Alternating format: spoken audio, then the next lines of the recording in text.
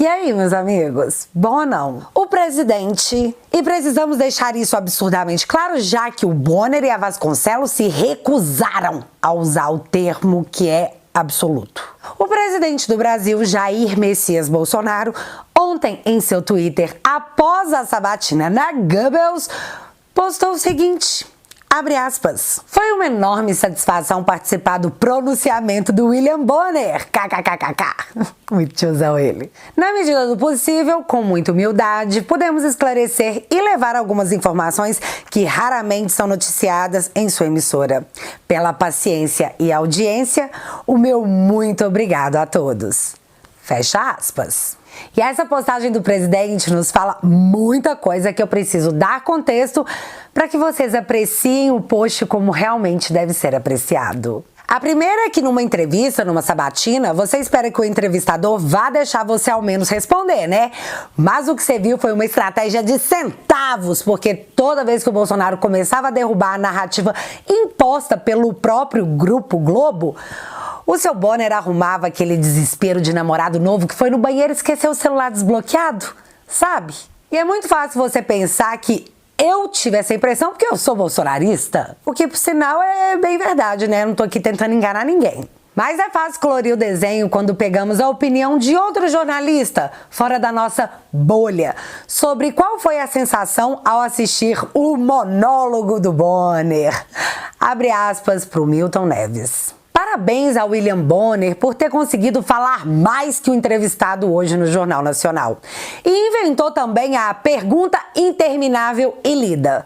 Em seguida, resolveu ainda explicar sua própria e longa pergunta. Ora, nem precisava de entrevistado. Fecha aspas. Então, meninas, as más línguas estão falando que o Bonner tomou todo o tempo do presidente porque ele estava com saudade de ter audiência. E isso é um fato, já que a entrevista com o presidente Bolsonaro foi a maior audiência da TV em 2022, batendo inclusive o jogo do Flamengo e Corinthians, que são as duas maiores torcidas do país. É showman que fala, né? A segunda coisa é que realmente foi um exercício de paciência que a audiência teve que demonstrar, porque na hora que a dona Vasconcelos meteu o... Não, a gente disse, fique em casa, se puder. Bicho, dentro de mim eu era só aquele meme do Chuck Norris chutando a TV. Só que depois eu pensei em todo conteúdo de qualidade pra trazer aqui pro canal e aí eu fiquei feliz, porque é sempre bom aproveitar oportunidades assim, tão explícitas, pra desmascarar quem até ontem nos enganava. E hoje a informação pode chegar através da internet, rápida, apurada por qualquer um. Aí esse tipo de lorota descarada não passa despercebida, a gente expõe. E é por isso que eles odeiam tanto as redes sociais. Eu sei que você estava esperando um Bolsonaro no Jornal Nacional 2018 versão 2.0 e pode ter saído dessa com a sensação de um empate em 0-0. Mas eu preciso te lembrar que empate na casa do adversário é sim um bom resultado e eles também sabem disso. E é por esse motivo que a oposição tá chorando no Muro das Lamentações, também conhecido como Twitter. E a minha missão nesse vídeo é trazer para vocês os melhores momentos de todo esse rolê, que foi épico. E você já vai entender porque pode ser que você não tenha visto o que eu vi. Mas fica calmo que eu já vou te contar. Tá preparado? Então separa a pipoca, fica confortável e bora lá!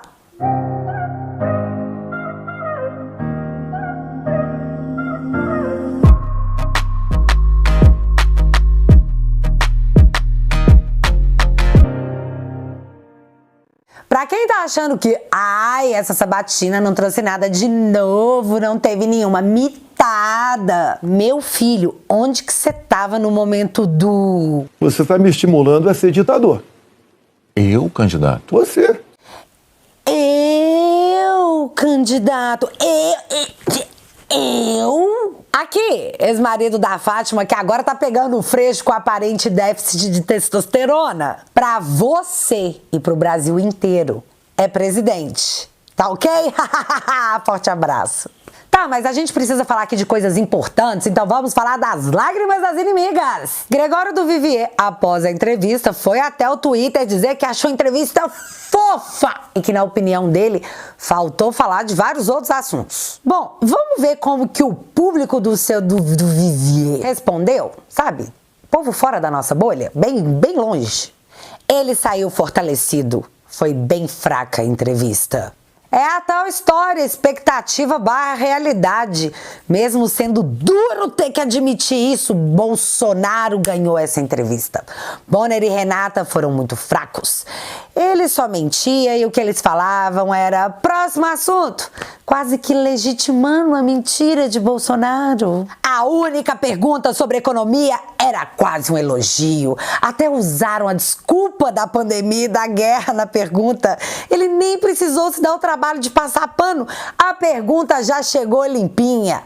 Muito fofos.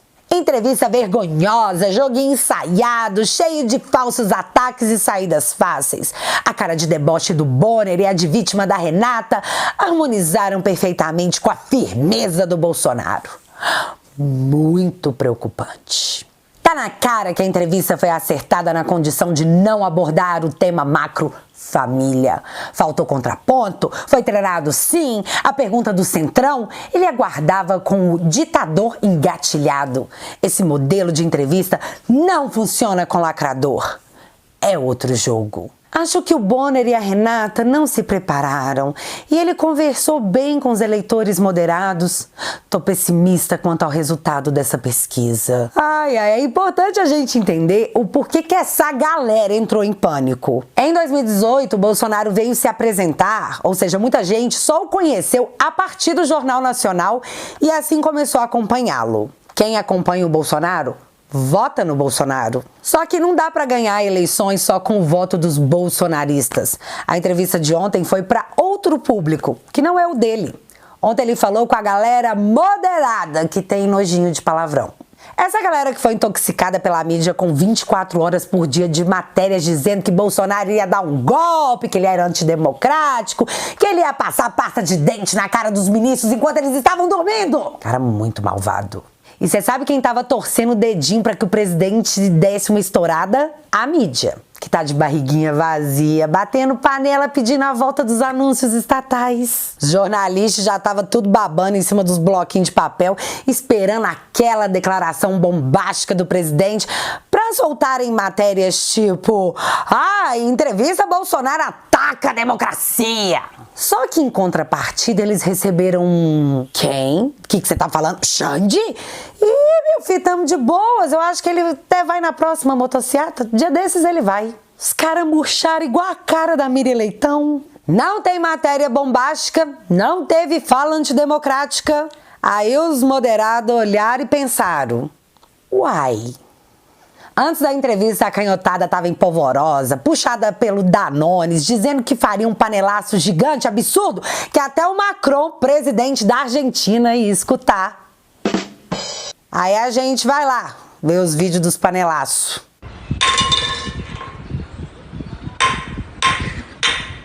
Então, povo, foi uma excelente oportunidade do presidente mostrar o que está fazendo.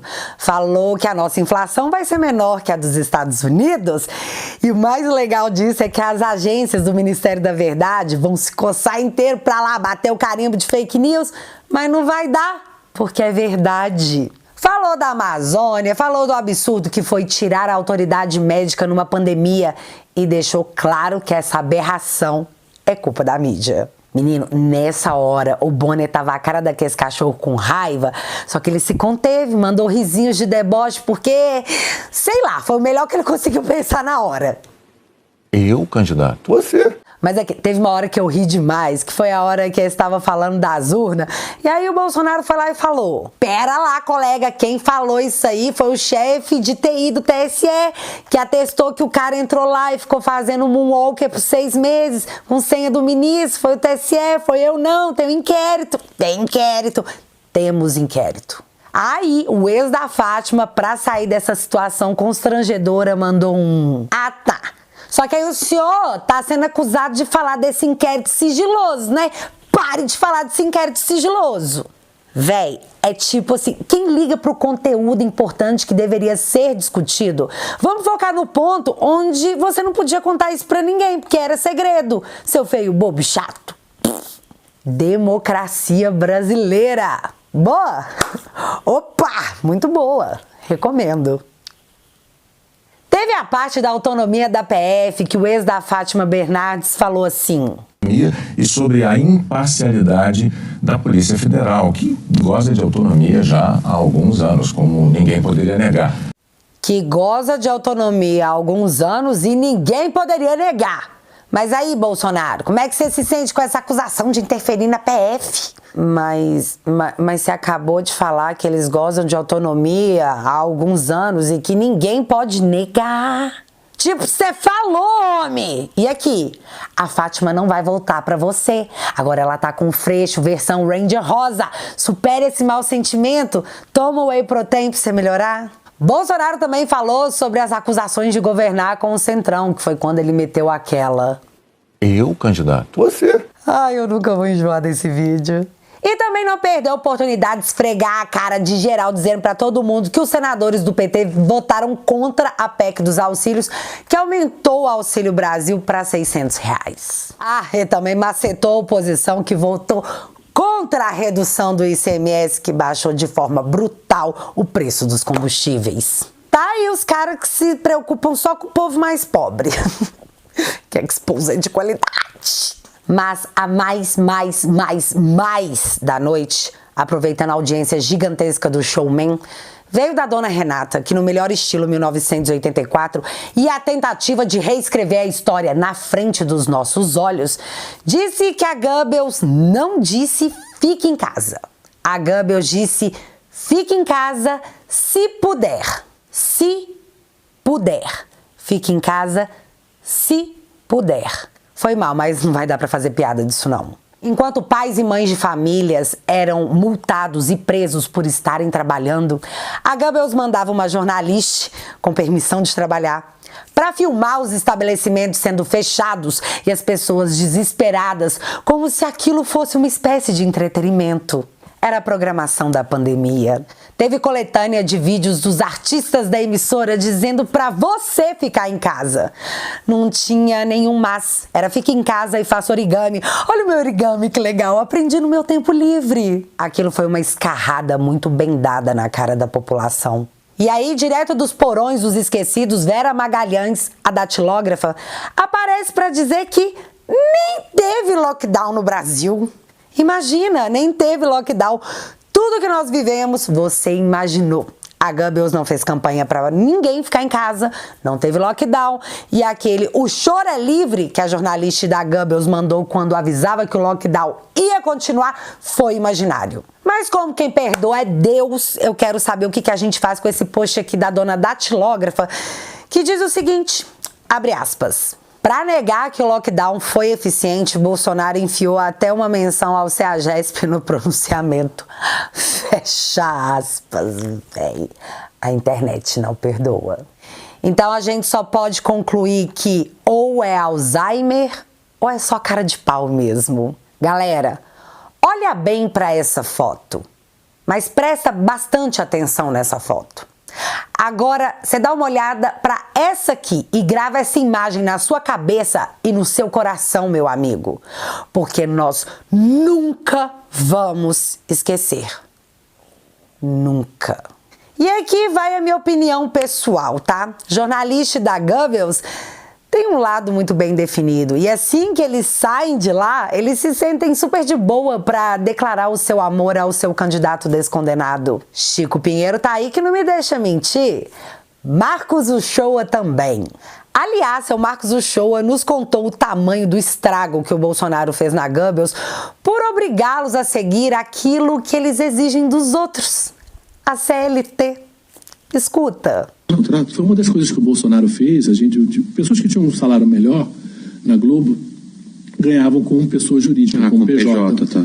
E no primeiro ano do Bolsonaro, ele já foi em cima da Globo, em termos trabalhistas, dizendo que isso não podia ser assim, etc e tal, e todo mundo passou a voltar a ser funcionário. Ah, é?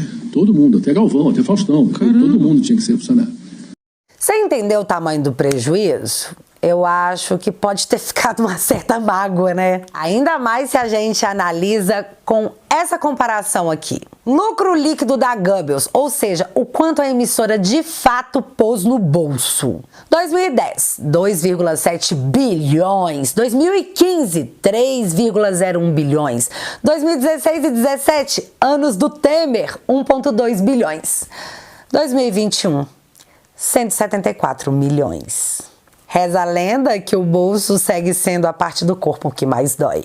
E no meio disso tudo tinha a história da mão, né? A colinha do Bolsonaro escrita na mão, que já é tradicional desde 2018. Eu tenho pra mim que o ex da Fátima e a outra moça lá acabaram lendo o que estava escrito e mandaram um "Oi, Deus, tudo bem?" Então, eu sei que eu não tenho sido uma pessoa muito boa ultimamente, mas por favor, não deixe o Bolsonaro falar desses negócios, não, porque senão vai dar muito ruim pra nós, senhor. Deixa não. Eu vou melhorar, eu vou ser uma pessoa boazinha. E, de fato, nenhum daqueles assuntos que estavam na mão do presidente foram abordados. Mas o que estava escrito na mão dele? Nicarágua, Argentina, Colômbia e Dário Messer. Pra quem não entendeu, eu vou dar uma resumida bem rapidinho. Nicarágua tem um ditador, amigo do Nine, que tá perseguindo católicos, fechando rádios e prendendo bispos. Enfim, até o Papa se pronunciou. Já a Argentina, bem, tá quebrando com a inflação maior que a da Venezuela. E agora a Cristina Kirchner, amiga do Nine, viu o Ministério Público pedir 12 anos de prisão para ela por integrar o maior esquema de corrupção que a Argentina já viu. Na Colômbia, o seu Petro, que foi apoiado pelo Nine, acabou de anunciar um ex-guerrilheiro para a inteligência do governo. Já Dário Messer, Dário Messer disse que repassava milhares de dólares aos Marinho, irmãos Marinho, donos da Goebbels. Galera, e só um adendo aqui. Quem quiser saber mais sobre esses temas da mão do Bolsonaro, eu recomendo esse livro aqui do professor Olavo, O Foro de São Paulo, que eu até pedi pro pessoal da livraria colocar em promoção, porque isso aqui é mais do que utilidade, é manual de sobrevivência. E eu vou deixar o link fixado aqui no comentário, tá?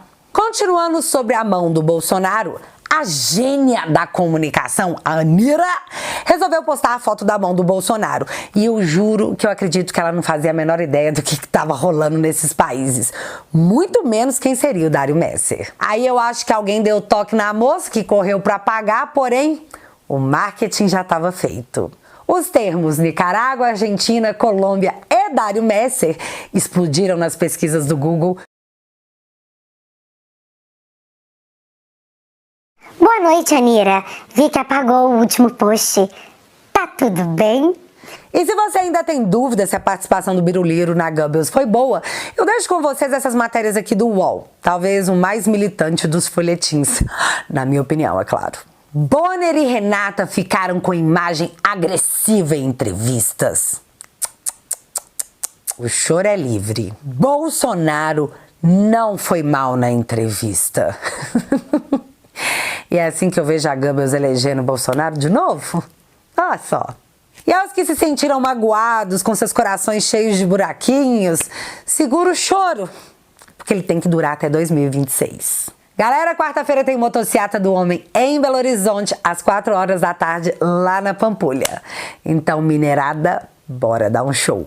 E para encerrar esse vídeo, vocês já sabem, de forma democrática, o TSE, há 1 ano atrás, desmonetizou meu canal e até hoje não me disse o que foi que eu fiz.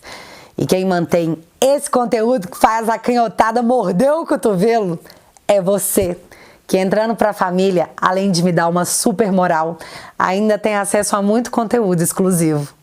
Então, entra pra família e assine o www.teatualizei.app e seja meu sócio nessa virada cultural que apenas começou. E o link vai estar fixado aqui no primeiro comentário. E agora eu quero saber de você sobre a entrevista. Você gostou? Você não gostou? Então me conta aqui nos comentários que eu quero saber. Se você ainda não é inscrito aqui no meu canal, meu amigo, se inscreve e deixa seu like. Porque você já sabe. Acontecendo alguma coisa de relevante ou irrelevante, a gente volta. Beijos, galera. Fui!